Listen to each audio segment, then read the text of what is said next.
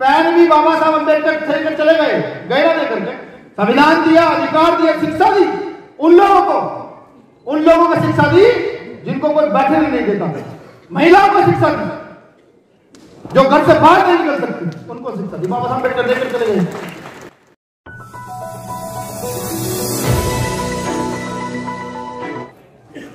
कि जिस व्यवस्था को महापुरुषों ने चलाया उस व्यवस्था को आगे नहीं बढ़ाया जाए।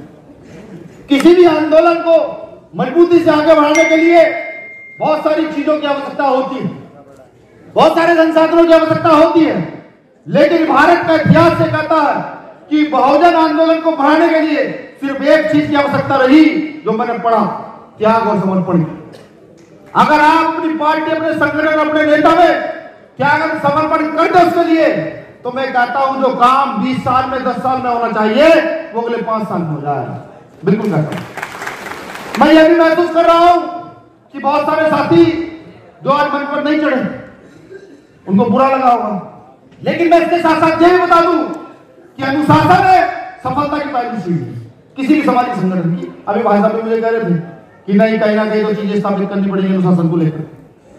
तो सीधी सी बात है, जब राष्ट्र का सेमिनार होगा तो राष्ट्र की कमेटियां यहां बैठेंगी, जब प्रदेश का सेमिनार होगा तो प्रदेश की कमेटियां बैठेंगी, जब मंडल के सेमिनार होगा तो मंडल की कमेटियां बैठेंगी।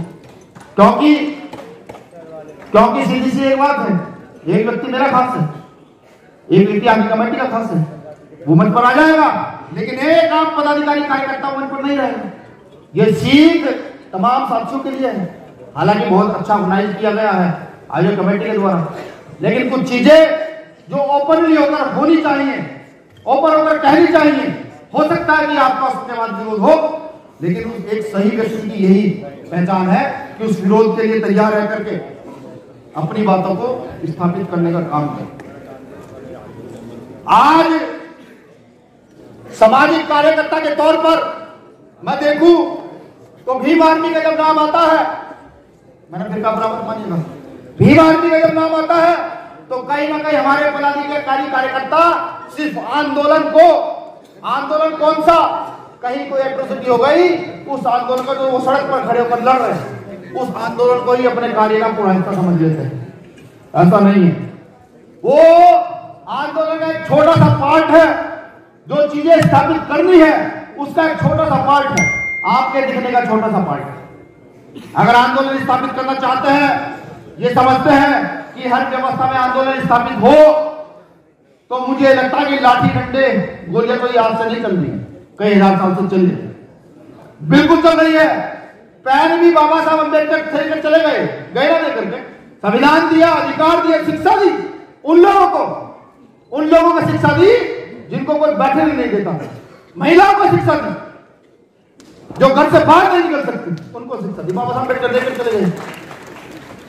पैन दे दिया, ताकत दे दी, कहा लिखो पढ़ो, अपने अधिकार के प्रति जागरूक होकर लड़ो। काशीराम साहब आए, उन्होंने बताया कि राज सत्ता का आनंद, सुख क्या होता है। सुख से समझिए क्या, कि राज सत्ता में होंगे तो एक सिग्नेचर से ना जाने कितनी यूनिवर्सिटी स्थापित कर सकते हो, एक सिग्नेचर से ना जाने कितने फ्री हॉस्पिटल स्थापित कर सकते हो देश के लिए, एक सिग्नेचर से ना जाने कितने बच्चों को विदेश पढ़ाई के लिए स्कॉलरशिप का नंबर मिल सकते हैं, एक सिग्नेचर से। ये काशीराम साहब ने बताया। वहीं बाबा साहब अम्बेडकर के पद का सही प्रयोग करना भी सिखाया। लेकिन अब आप सोचिएगा, पढ़े पार्टी को 3 साल हुए, पढ़े कुछ भी हुआ है, भीम आर्मी की 24 से 25 प्रदेशों में अपनी यूनिट है, 25 प्रदेशों के अंदर। हाँ, में जरूर चाहिए, माफी चाहूंगा, नहीं अभी समय हुआ नहीं।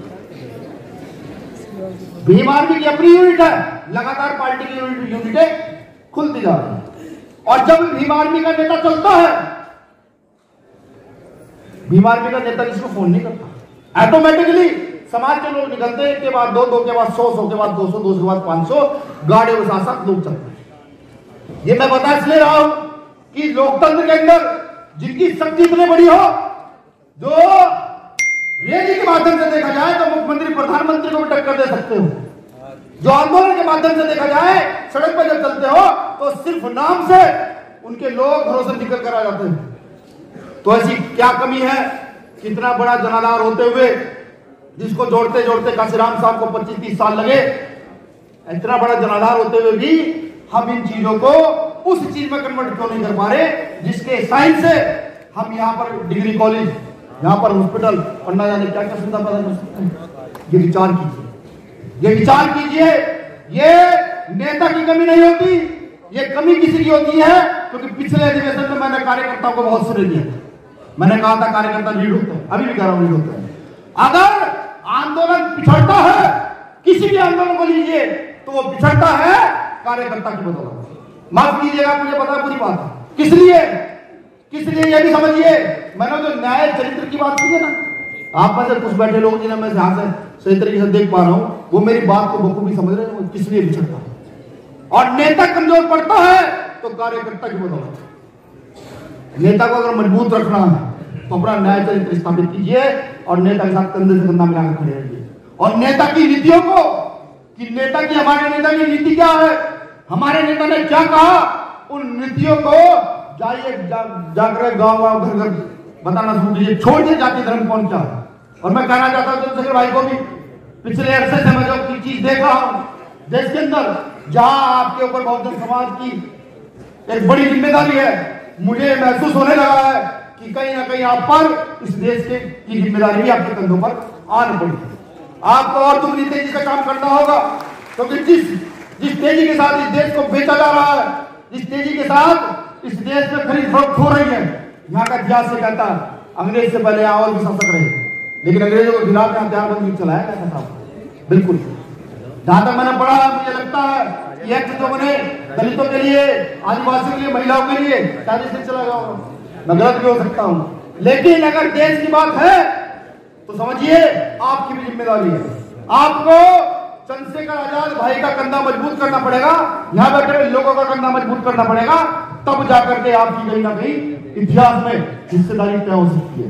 वरना ताली बजाने से इतिहास नहीं बनेगा, और ताली बजाने से आने वाली नस्लें आपके गलों में हार की माला नहीं डालेंगे। हाँ, संघर्ष अगर करोगे, संघर्ष से खड़े हो जाओगे और संघर्ष के लिए लड़ते हुए मर जाओगे, तो जैसे महापुरुष साहब जिनको हम सम्मान से देख रहे हैं, किसी को राष्ट्र लेवल पर देखा जाएगा और किसी को गांव के लेवल पर देखा जाएगा। तो मुझे पूरी उम्मीद है, मैंने समय के रहते अपनी बातों को खत्म किया, बाकी का समय भाई चंद्रशेखर आजाद जी का है। मैं 3 नारे दूंगा आपको, हर बार जय भारत बोलना है और जय भारत चीख कर बोलना है। उनको बताना है जिन्होंने राम राम के बदले जय श्री राम करके हत्या शुरू कर दी, जो बात बात में कहते हैं हमारे अधिकार छीन गए, जिन्होंने गाना बनाया जो राम को लाए थे उनको लाएंगे, जिन्होंने इस गाने को देख लिया जो राम को भगवान कहते हैं, उनको ये समझ में नहीं आया कि एक व्यक्ति ये कहा जो राम को लाए थे हम उनको लाएंगे। हम गुरु रैदास जी को मानते हैं, बुद्ध को मानते हैं। हम कभी नहीं कहते कि जो बुद्ध को लाए हम उनको लाएंगे, क्योंकि बुद्ध की नीति से तो हम लोग आए। मैं उनको बताना चाहता हूं, तो जय भारत का उद्घोष कितना होना चाहिए उनको पता लगे। जय भीम, जय भीम, जय मंडल, जय मंडल, जय जोहार, जय जोहार, जय जोहार, जय भीम, जय मंडल, जय जोहार, जय श्री राम। धन्यवाद।